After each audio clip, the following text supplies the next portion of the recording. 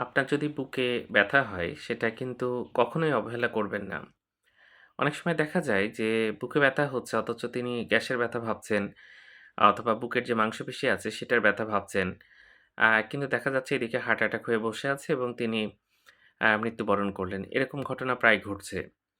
তো যাক বুকে যদি তীব্র ব্যথা হয় এবং একটা অনুভূতি হয় যে অসহ্য ব্যথা, এটা গলার দিকে যাচ্ছে বা বাম হাতের ভেতরের দিকে চলে আসছে, তাহলে কিন্তু অবশ্যই হার্টের কথা মাথায় রাখতে হবে। অনেক সময় তীব্র ঘাম হয় এবং দেখা যায় যে রোগীর খুব অস্থির লাগে। আ আমরা একটা বইয়ে ছবি দেখি যে হাতি বুকের উপর পা তুলে দিলে যেরকম একটা খুবই কষ্টকর অনুভূতি হয়, ঠিক সেরকম একটা অনুভূতি কিন্তু হতে পারে।